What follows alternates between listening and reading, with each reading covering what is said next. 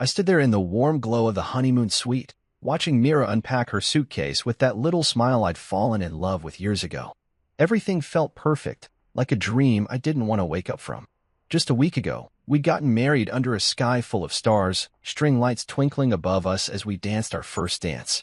The wedding wasn't big, but it was ours, small, romantic, unforgettable. Her parents, Clara and Marshall, had been all over the planning, picking flowers and fussing over table settings. I didn't mind much then. I figured they were just excited to see their only daughter tie the knot. Mira looked so happy that night, her white dress glowing in the moonlight as we whispered promises to each other. I thought that was it, the start of forever. But then, out of nowhere, just days after the wedding, Clara and Marshall suggested something odd. A family trip, they called it. Just Mira and them, heading off to Scottsdale for what they said was a relaxing getaway. It hit me like a punch to the gut. We'd barely been married a week, and they wanted to whisk her away already? I didn't love the idea, honestly. It stung. But Myra's eyes lit up when they brought it up. She squeezed my hand and said, "It's just a few days, babe. I'll be back before you know it." I didn't want to be the guy who says no, the jealous husband who can't let his wife breathe. So I swallowed the unease, nodded, and said, "Sure, go have fun." I thought I was being understanding, supportive even. Looking back now, that was my first mistake, and it's one I'll never stop kicking myself for. The moment I agreed, something shifted, like a crack forming in a glass you don't notice until it shatters. I drove her to the airport, kissed her goodbye, and watched her walk off with Clara and Marshall, their suitcases rolling behind them. Clara gave me this tight little smile, the kind that doesn't reach the eyes, and Marshall just nodded, his face blank as always. I told myself it was fine. She'd be back in 4 days, and we'd pick up right where we left off, newlyweds, head over heels, building our life together. I went home that night, sat on our couch, and stared at the empty space where she'd usually be curled up next to me. The house felt too quiet without her laugh, her humming as she made tea. I tried to shake it off, told myself I was overthinking things. "It's just a trip," I kept repeating in my head. Just a trip. But deep down, I couldn't shake this gnawing feeling, like I'd just handed her over to something I didn't understand. I flipped on the TV, scrolled through my phone, anything to keep busy. I even texted her a quick, "Miss you already," with a heart emoji, hoping she'd reply fast. She did, a simple "miss you too," with a smiley face. That should have calmed me down, right? But it didn't. That night, I barely slept, tossing and turning in our too-big bed, wondering why her parents couldn't wait a little longer to drag her off. Why now? Why so soon? The next morning, I woke up to a picture she sent, her standing by a pool, sunglasses on, smiling wide. "Having fun already," she wrote. I stared at it for a long time, trying to feel happy for her. She looked beautiful like always. But something about the photo felt off, like there was a piece missing I couldn't see. I texted back, "Glad you're enjoying it. Tell Clara and Marshall hi." She didn't reply for hours, and when she did, it was just, "They say hi back." No details, no little stories about her day like she usually sent. I brushed it off. Maybe she was busy. Maybe she was just relaxing like they said. But that twist in my gut wouldn't go away. By day 2, I was pacing the house, replaying every moment of the wedding in my head. Clara's comments about my job, "It's nice you're so practical," and Marshall's silent stares started to feel heavier. I didn't get why they'd pushed so hard for this trip. Was it really just a family thing? Or was there something else going on? I didn't know it then, but that question would change everything. I'd find out soon enough that the honeymoon glow, the one I thought would last forever, was already fading, and I was the last one to see it. I stood in the kitchen that morning, flipping pancakes like I was some kind of hero, trying to make everything feel normal again. Mira had come back from Scottsdale the night before, and I'd picked her up from the airport with a big grin, expecting her to leap into my arms like she used to. But she didn't. She just gave me this small, tired smile and a quick hug before sliding into the passenger seat. The whole drive home, she stared out the window, barely saying a word. I asked how the trip was, and she mumbled, "Fine, just relaxing," without looking at me. I figured she was exhausted. 4 days with her parents would wear anyone out, right? So I let it go, told myself she'd bounce back after a good night's sleep. But now, standing there with the smell of syrup filling the air, I could feel it. Something was wrong. She sat across from me at the table, her hair still messy from bed, wearing one of my old shirts that used to make me smile seeing her in it. Today, it didn't. She poked at her food with her fork, not eating, just moving it around like she was lost in her head. I tried to catch her eye, but she wouldn't look up. Her laugh, that bright sound I'd hear every morning, was gone. Her hand didn't reach for mine like it always did when we ate together. It was like she was sitting there, but she wasn't really with me. I cleared my throat, tried to lighten things up. So what did you do down there? Swim a lot. Get a tan. She shrugged, still staring at her plate. Yeah, some of that. That was it. Just flat. No spark. I waited, hoping she'd say more, but she didn't. The silence stretched out, heavy and thick, until finally, she put her fork down and looked at me. Her eyes were different, cold, like a wall had gone up between us. I think we should take a break, she said, her voice so quiet I almost didn't hear it. My chest tightened, but I didn't let it show. I didn't yell or ask why or beg her to take it back. I just sat there, staring at her, feeling like the air had been sucked out of the room. A break? We'd been married for less than 2 weeks. My mind raced, but my face stayed calm. Too calm, maybe. I leaned back in my chair, took a slow sip of coffee, and then I smiled. Not a happy smile, but one that said I wasn't surprised, not really.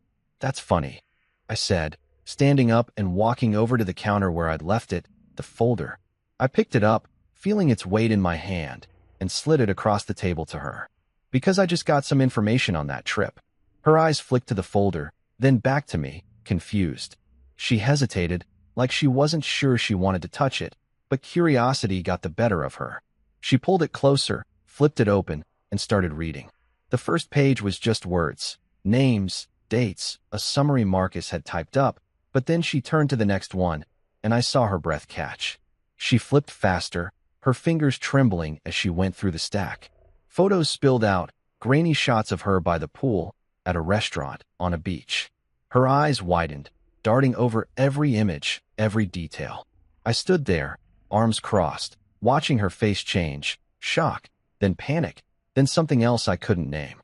She stopped on one photo, staring at it hard, her hands shaking so bad the paper rattled. It was her and him. Theo, laughing together, his arms slung around her shoulder like they'd known each other forever. Clara and Marshall were in the background, smiling like proud parents at a school play. Myra's head snapped up, her gaze locking onto mine for the first time that morning. "What is this?" she whispered, but before I could answer, the front door creaked open behind her. I didn't flinch. I'd heard the car pull up, the footsteps on the porch. Clara and Marshall stepped into the room, all casual like they'd just popped by for coffee. Clara's voice was bright, too bright.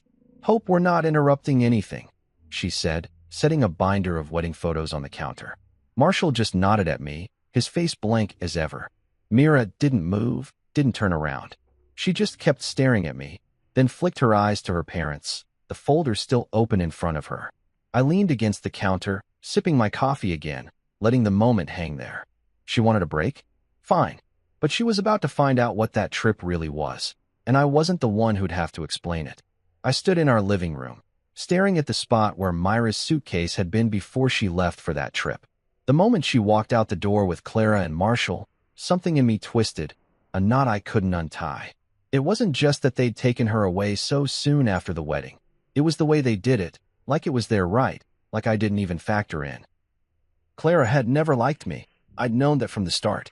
She'd drop little jabs about my job, my clothes, my simple life, always with that fake smile plastered on her face. "You're so practical," she'd say, like it was an insult.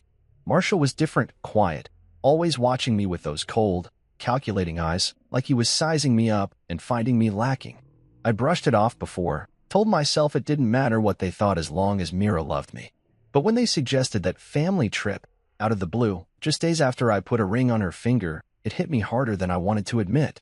I didn't say no, I should have, but I didn't. Instead, I let her go, waved her off at the airport, and came home to an empty house. That first night alone, I couldn't sleep. I kept picturing her laughing with them, relaxing by some fancy pool, while I sat here like an idiot, waiting. By the second day, that twist in my gut turned into something sharper, doubt. Why did they need her now? What was so urgent? I couldn't shake the feeling that there was more to it, something they weren't telling me. That's when I picked up the phone and called Marcus. He's my cousin, a private investigator down in Scottsdale, the kind of guy who doesn't ask too many questions if you're family. Hey, man, I said, trying to keep my voice steady. Myra's down there with her parents. Can you keep an eye on them? Follow them? Maybe. Especially if someone else shows up. He didn't hesitate. You got it, he said. Anything specific I'm looking for? I paused, not sure how to put it. Just anything that doesn't feel right. I don't know, something's off. He didn't push, just told me he'd get on it and call me back. I hung up, feeling a little stupid but mostly relieved. If it was nothing, I'd laugh it off later. If it wasn't, well, I'd deal with that when it came. Less than 48 hours later, my phone buzzed with a text from Marcus. Check your email. You're gonna want to see this. I grabbed my laptop, heart pounding, and opened the message. There it was, a folder full of files. Videos, photos, receipts, timestamps. I clicked the first video, and my stomach dropped. It wasn't some quiet family retreat. There was Mira, sitting at a restaurant table, laughing, her hair catching the sunlight. Clara and Marshall were there too, but they weren't the problem. It was the guy next to her, some tan, smug-looking jerk with a grin that screamed money. Theo, Marcus called him in the notes. Some rich investor's son, dripping in fake charm, leaning too close to my wife. I watched as he said something, and she laughed again, her real laugh, the one I hadn't heard in days. Clara clapped her hands like it was the best thing she'd ever seen, and Marshall nodded along, all proud. I clicked through the photos next, dinners, drinks by the pool, walks on the beach. Theo's arm around her shoulder. Her smiling up at him. Clara snapping pictures like it was a damn photo shoot. Receipts showed they'd all stayed at the same hotel, some swanky place I'd never afford. Marcus even got a shot of Theo handing Mira a drink, their hands brushing, and she didn't pull away. I sat there, staring at the screen, feeling the blood drain from my face. My wife, my brand new wife, wasn't on a relaxing getaway with her parents. She was being paraded around like a prize, introduced to some guy they'd picked out for her. And she didn't push him away. She didn't call me, didn't text me, didn't say a word about any of it. I closed the laptop, my hand shaking, and just sat there in the dark. The house was quiet, but my head was screaming. I trusted her. I trusted them. And this was what I got.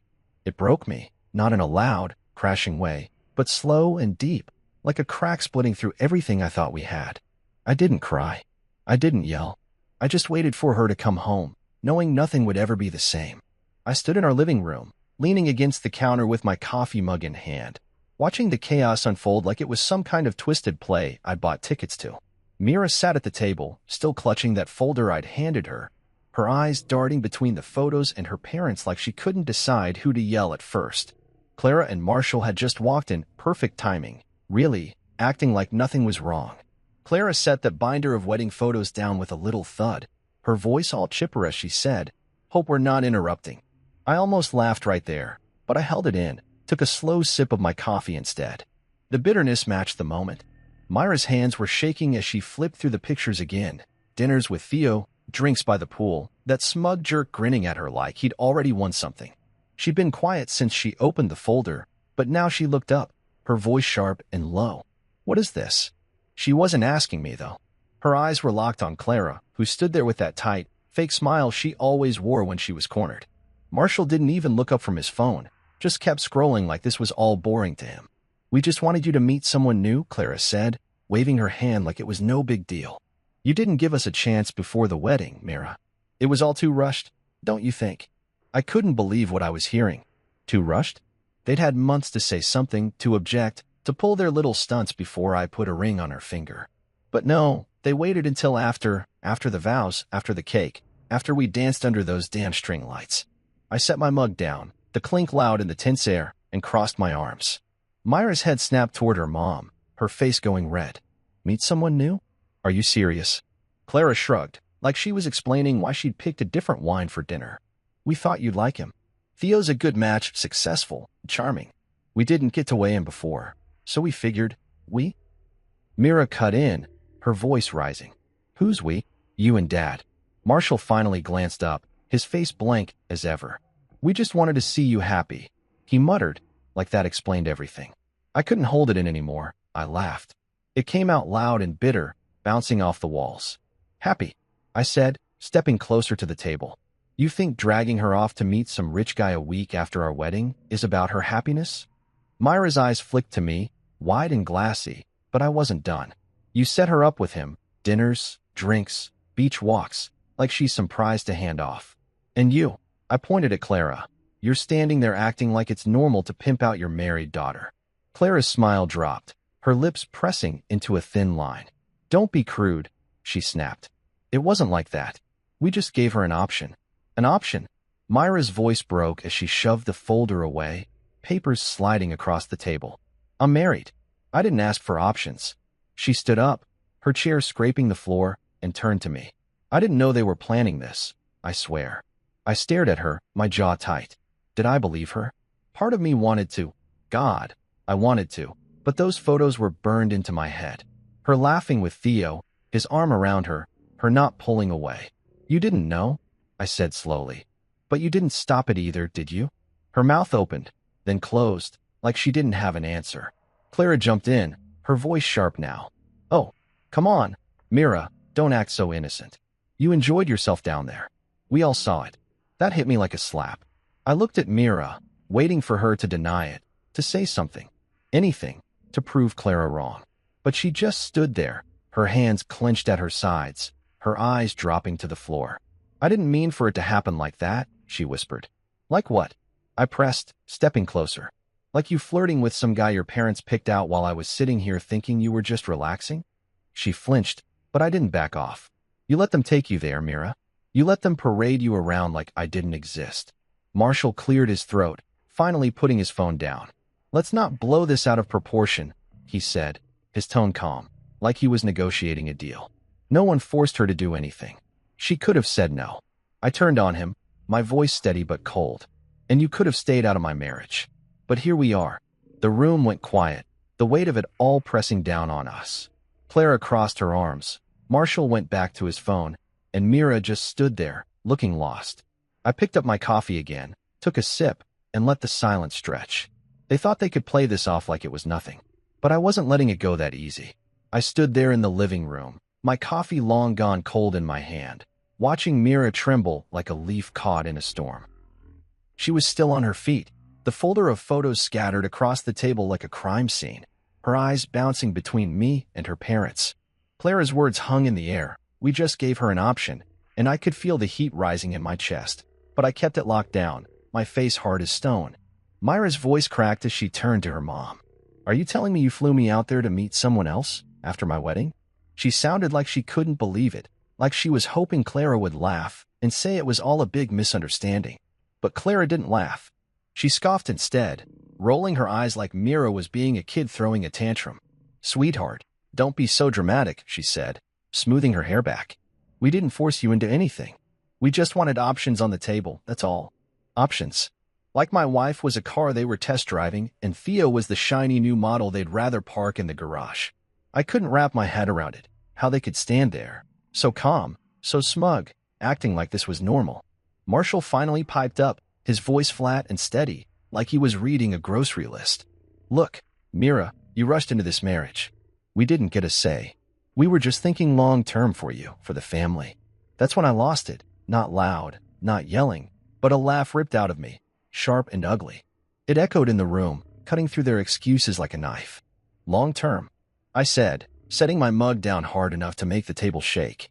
You arranged for your married daughter to flirt with some guy you handpicked like he's a job candidate? You think that's thinking long-term?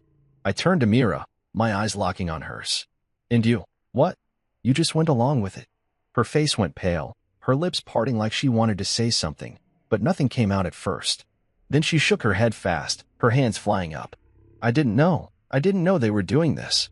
Her voice was desperate, pleading, but it didn't hit me the way it used to. I stepped closer, my voice low and tight. Didn't know what, Mira? That he'd kiss your cheek while your mom snapped a photo? That they'd have you laughing and drinking with him like I wasn't waiting back? She froze, her eyes wide, and I could see it. She was replaying it all in her head, every moment I'd seen in those pictures. She started, but I cut her off, holding up the photo that had been stuck in my mind since I saw it, Theo's arm around her, her smiling up at him, Clara grinning in the background. You didn't what? I asked. You didn't smile? You didn't let him get close? You didn't enjoy it? She stared at the picture, her hands dropping to her sides, and I could tell she was about to crack. Her mouth opened, her breath hitching like she was going to scream or cry or both.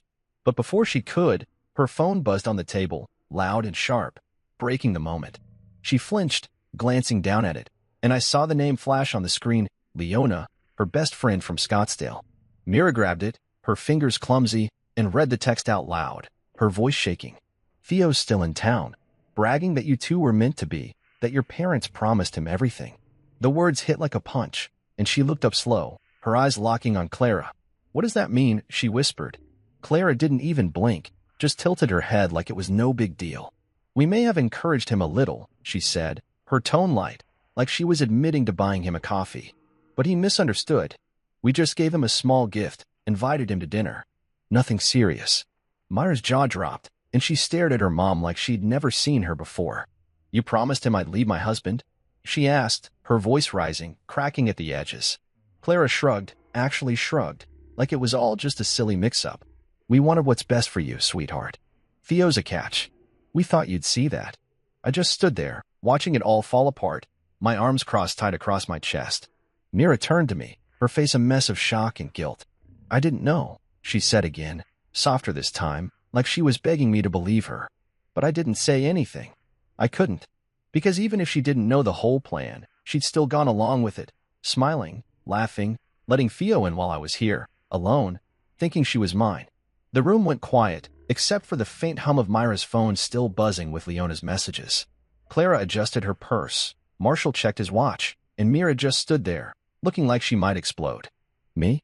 I stayed still, letting it sink in. My wife, my marriage, my whole damn life was a game to them, and I was the only one who hadn't been clued in. I leaned against the counter in the living room, my arms still crossed, watching Mira clutch her phone like it was a lifeline. That text from Leona, Theo's still in town, bragging that you two were meant to be, that your parents promised him everything, hung in the air like smoke, choking the room. Myra's voice had trembled when she read it out loud, and now she was staring at Clara, her eyes wide and wet, waiting for an answer. What does that mean? She'd asked, her words sharp but fragile, like glass about to break. Clara didn't even flinch, just tilted her head with that smug little smile she always had, like she was above it all. We may have encouraged him, she said, her voice smooth and casual, like she was talking about picking out curtains. But he misunderstood. We just gave him a little gift, invited him to dinner. Nothing criminal, Mira. I almost choked on the air. A little gift? Dinner? This wasn't some friendly meet and greet. They'd flown her out there, paraded her around with this guy, and now they were acting like it was no big deal. Myra's head snapped back, her mouth open like she couldn't believe what she was hearing. You promised him I'd leave my husband? She said, her voice climbing higher, shaking harder. Clara shrugged, like it was nothing. We wanted what's best for you, she said. Theo's a good man, successful, from a solid family. We thought you'd see that eventually. I stood there, my jaw tight, feeling the anger bubble up, but keeping it locked down. Best for her. They didn't give a damn about what she wanted, or what I wanted. This was their game, their rules, and I was just the guy in the way. Mira turned to me, her face pale, her eyes pleading. I didn't know, she said again, like it was the only thing she could say. I swear, I didn't know they were planning this. I looked at her, really looked at her, and all I could see were those photos, her laughing with Theo, his arm around her, her not pushing him away. You didn't know? I said, my voice low and steady. But you didn't stop it either, did you? She flinched, her hands twisting together, and I could tell she was scrambling for something to say. It wasn't like that, she whispered. I thought it was just friendly. I didn't think. You didn't think. I cut in, stepping closer.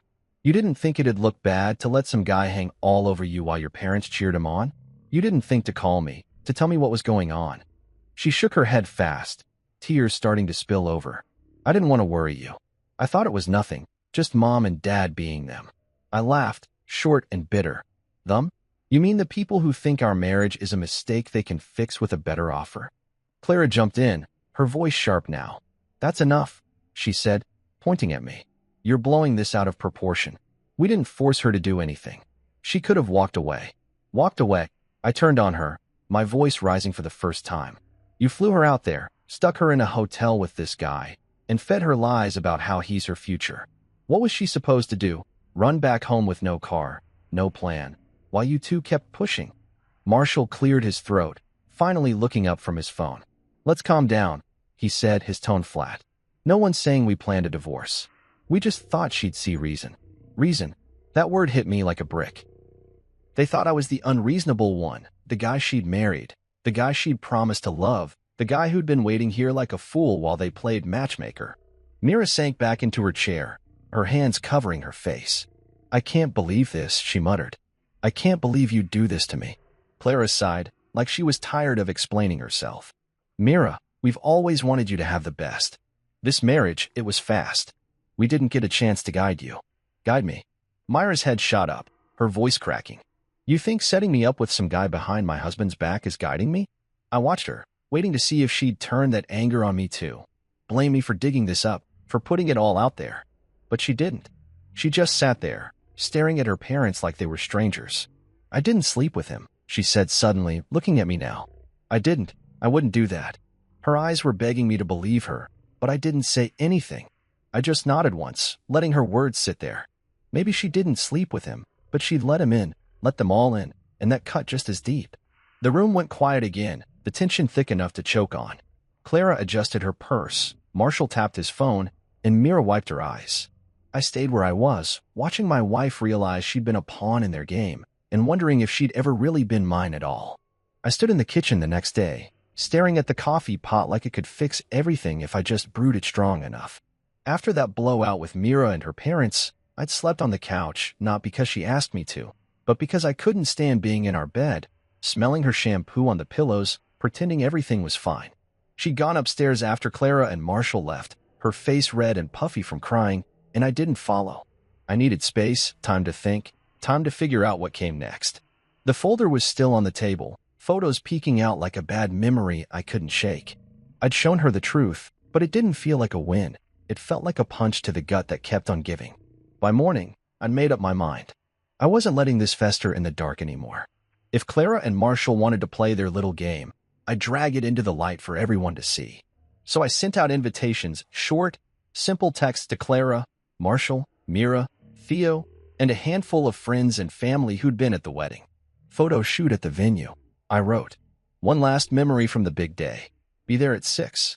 Clara replied right away with a cheery, "Oh, how lovely. We'll be there." Mira texted back a hesitant, "Is this necessary?" I didn't sugarcoat it. "Yeah," I wrote. It's time people knew the truth. She didn't argue after that, just sent a quiet, "Okay." The rest confirmed quick. Leona, Marcus, a few cousins who danced with us under those string lights. Even Theo RSVP'd with a cocky, wouldn't miss it. I smirked at that. Good. Let him walk right into it.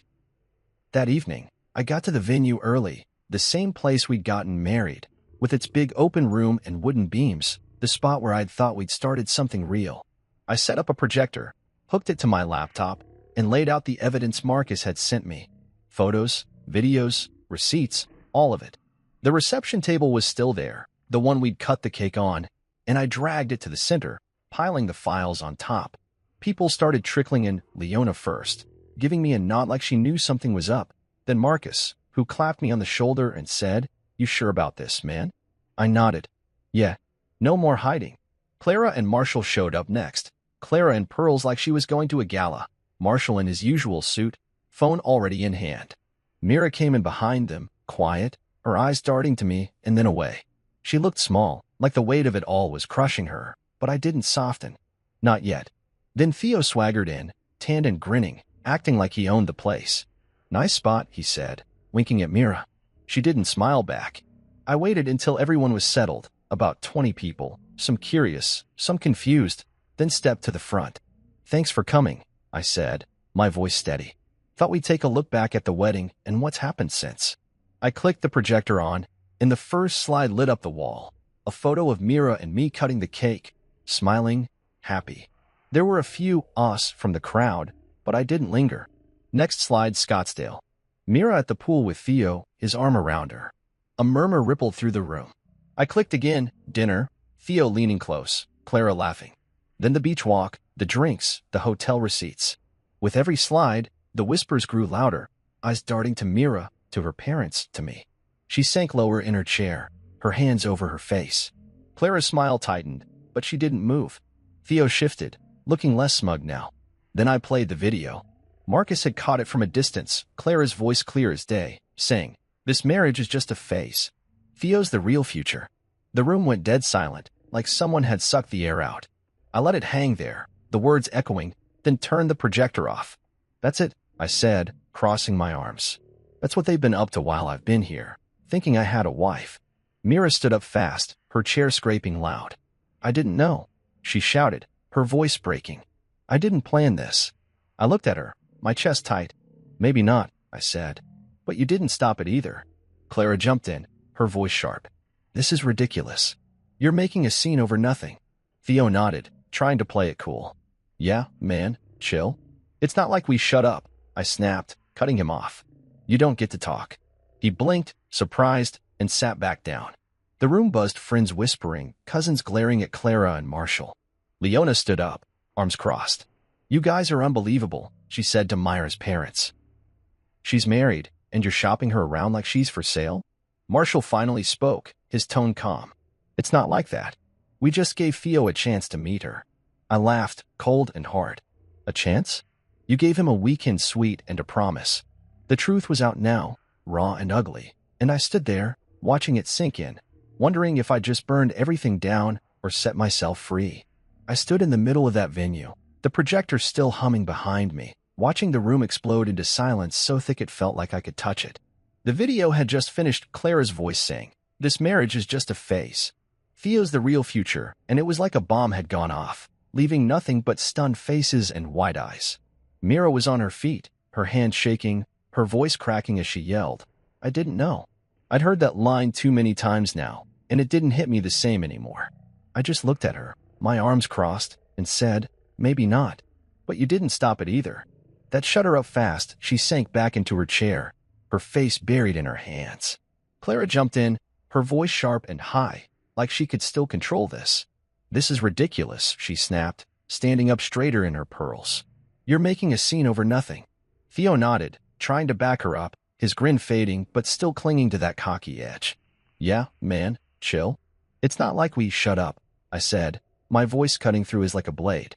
He blinked, startled, and sat back down, his hands up like he was surrendering. The room buzzed, friends whispering, cousins shooting glares at Clara and Marshall, Leona glaring like she wanted to throw punches. Then Mira found her voice again, turning to her parents. Mom, Dad, did you pay him? She asked, her words slow and heavy, like she was afraid of the answer. Marshall looked up from his phone, finally putting it down, his face blank as ever. A few gifts, he said, shrugging. A weekend suite. It's not illegal. Theo piped up, his voice softer now, like he was trying to save himself. I thought it was love, he said, glancing at Mira. She whipped around to face him, her eyes blazing. Love? You thought I'd just leave my husband because you showed up with a tan and a smile? I couldn't help it. I laughed, short and bitter. Guess he's not as smart as your parents thought. Theo's face went red, but he didn't say anything back. Mira turned to me, her eyes wet and desperate. I didn't know, she said again, stepping closer. I swear, I didn't sleep with him. I didn't, but you didn't stop it, I said, my voice steady, cutting her off. You let it happen. You laughed, smiled, shared drinks. You let them decide who you should end up with.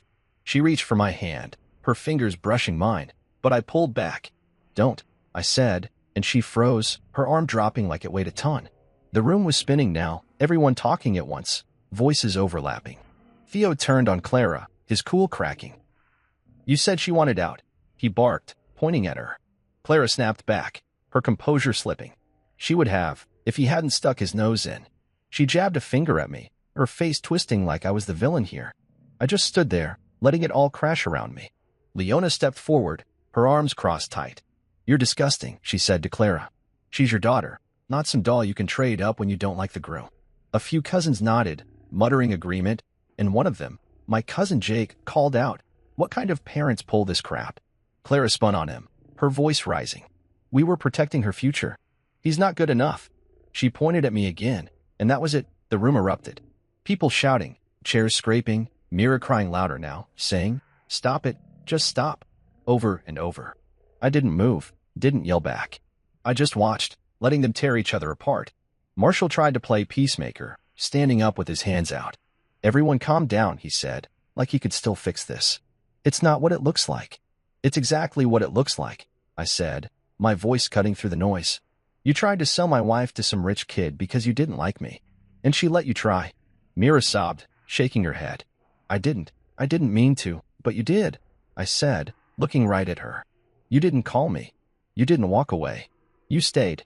She crumpled, sitting back down, her hands over her face again. Theo stood up, grabbing his jacket. I'm out, he muttered, heading for the door. You people are crazy. Clara shouted after him. You're not innocent here. But he didn't stop.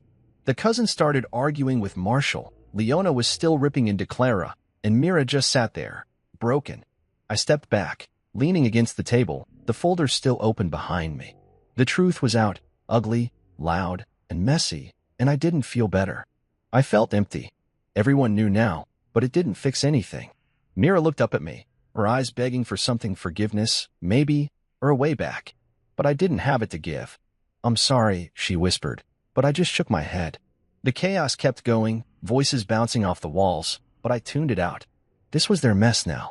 I'd done my part. I stood in the kitchen 2 weeks later, stirring a pot of soup I didn't even want, just trying to keep my hands busy. The fallout from that night at the venue hit fast and hard, like a storm I'd kicked up but couldn't control. Mira moved out the next day, packed a bag, said she needed space, and left without looking back. I didn't stop her. I didn't say much at all, just watched her go, the door clicking shut behind her like the end of something I'd been holding onto too tight. The house felt empty after that, too big and too quiet, but I didn't mind. It was better than pretending everything was fine. Clara and Marshall tried to spin it their way, calling up relatives and friends with some story about how it wasn't working out, and it was mutual. I heard it secondhand from my cousin Jake, Clara's voice all smooth and sad, like she was the victim here. They just weren't compatible, she'd said. We saw it coming. Compatible. That word stuck in my throat, bitter and wrong. They didn't care about compatibility when they were shoving Theo in her face, smiling for the camera while I sat here like a fool. But their little lie didn't hold up long. Theo couldn't keep his mouth shut. He started posting online, pictures from Scottsdale, tagging Mira in shots of them by the pool, at dinner, on the beach. Good times with good people. He captioned one, smirking in the frame. Then he dropped a video, him laughing, saying, her parents knew we were the real deal. That's when it blew up. Leona saw it first, sent me a screenshot with a quick, this idiot's digging his own grave. She wasn't wrong. The story spread fast. Friends shared it. Family called me asking what the hell was going on, and pretty soon it hit X, where people I didn't even know were picking it apart. Who does this to their own kid? One post read. Shady as hell, said another. Clara's event planning business took a hit. Vendors canceled, clients backed out, saying they didn't trust her anymore. Marshall got dropped from some board he'd been on, a quiet email letting him know his personal conduct didn't align with their values. Theo? He vanished, deleted his accounts, and went dark after the backlash hit. I didn't feel sorry for any of them. They'd made their bed, and now they were lying in it. Mira reached out after 2 weeks, a text that popped up while I was eating alone at the table. Can we talk? It said. I stared at it for a long time, my thumb hovering over the screen. Part of me wanted to ignore it, to let her sit with the mess she'd helped make. But I wasn't that guy. Not yet, anyway. Sure, I texted back. Come by tomorrow. She showed up at noon, standing on the porch like she wasn't sure she was welcome. I let her in, pointed to the couch, and sat across from her in the armchair. She looked tired, dark circles under her eyes, her hair pulled back messy, like she hadn't slept much. I'm sorry, she started, her voice small. I know I keep saying that, but I mean it. I didn't see what they were doing until it was too late. I nodded, letting her talk, my hands resting on my knees. I didn't want Theo, she said, looking at me now. I didn't want any of it. I didn't know how to stop them. They've always been like that, pushing, pulling, deciding what's best for me. I should have told you. I should have left. Yeah, I said, my voice flat. You should have. She winced, but I didn't soften it. You weren't just married to me, Mira, I went on. You were married to them. Every step of the way, they had their hands on you, and you let them. Her eyes filled up, tears spilling over, but I didn't move. I messed up, she said, wiping her face. I know I did, but I love you. I still do. Those words hit me hard, stirring up something I'd buried under all the anger and hurt. I looked at her, really looked at her, and saw the girl I danced with under the string lights, the one I'd promised forever to. But I also saw the girl in those photos, laughing with Theo, letting her parents steer her away from me. I believe you, I said finally, slow and careful. But that doesn't fix it. You didn't fight for us. You didn't even try. And I can't forget that. She cried harder, nodding like she'd expected it. I don't know how to make it right, she said. You can't, I told her, standing up. Not now. Maybe not ever. She stayed for a while, crying, talking, begging me to give her a chance, but I didn't budge. When she left, the house went quiet again, and I sat there, staring at the spot where she'd been. I wasn't mad anymore, not like before. I just felt done. The world knew the truth now, and so did I. That was enough for today, at least. I stood in the middle of the venue again, the same one where Mira and I had gotten married, but this time it felt different, like a weight had lifted, even if the scars were still there. It was a month after she'd moved out, a month since that messy night with the projector and the shouting, a month since the world saw what her parents had tried to pull. Tonight, I wasn't here to fight or prove anything. I was here to let it go. I'd invited my real family, my real friends, the people who'd stuck by me through all this crap. No Clara, no Marshall, no Theo, no Mira. Just the ones who mattered. The room smelled like cake and coffee, and there was laughter bouncing off the walls, real and warm, not the fake stuff I'd gotten used to. I'd set up a few tables, nothing fancy, just some folding chairs, a spread of food, and a playlist of songs that didn't remind me of her. Leona showed up first, hugging me tight and saying, "You look better, you know that?" I smiled, a real one, not the tight-lipped thing I'd been faking for weeks. "Feel better," I told her. Marcus came next, clapping me on the back and handing me a beer. "Proud of you, man," he said. "Takes guts to burn it all down and walk away." I nodded, popping the cap off. Didn't feel like guts at the time. Just felt like surviving. More people trickled in. My cousins, Jake and Sarah, who'd been at the wedding and the blowout, grinning like they were glad to see me standing tall. My buddy Tom from work, who'd texted me every day after Mira left, just to check in. Even my mom showed up, fussing over the food and telling me I needed to eat more. It wasn't a big crowd, maybe 20 people, but it was enough.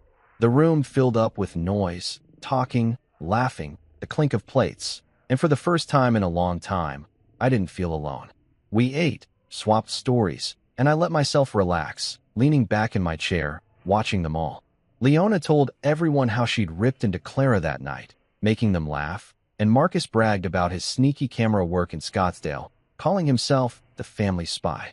It was light, easy, the kind of night I hadn't had since before the wedding.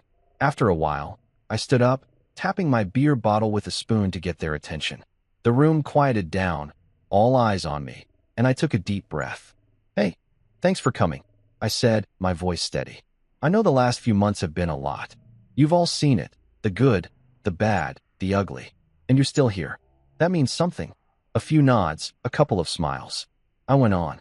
"I thought losing Mira was the end of me, you know? Like I'd failed at the one thing I wanted most. But I figured something out. Sometimes a broken vow is a blessing in disguise." I raised my bottle. "To starting over." They cheered, lifting their drinks, and I took a long sip, feeling the words settle in my chest. It wasn't just talk, I meant it. Losing her hurt like hell, but staying tied to that family, to their games and their lies, would have been worse. I sat back down, and the night rolled on. Cake got cut, music got louder, and Jake even dragged me out to dance, laughing when I stepped on his toes. It wasn't perfect, but it was mine. As the hours passed, I stepped outside for some air, leaning against the railing where Mira and I had stood that wedding night, looking at the stars. I could still see her in that white dress, smiling up at me, promising forever. For a second, it stung. The memory, the what could have been, but then I let it go. She wasn't here anymore, and I didn't need her to be. I'd spent weeks replaying it all. Her laugh with Theo, Clara's smug face, Marshall's cold stares.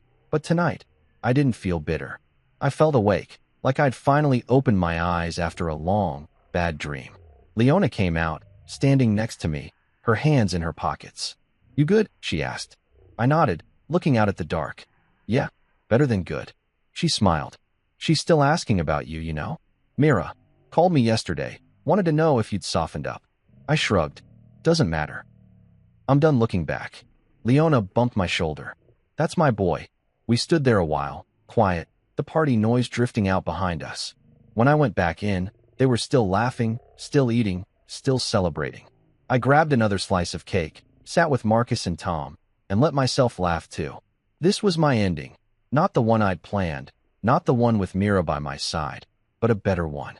I was free, not just from her, but from the weight of it all. And that was worth toasting to.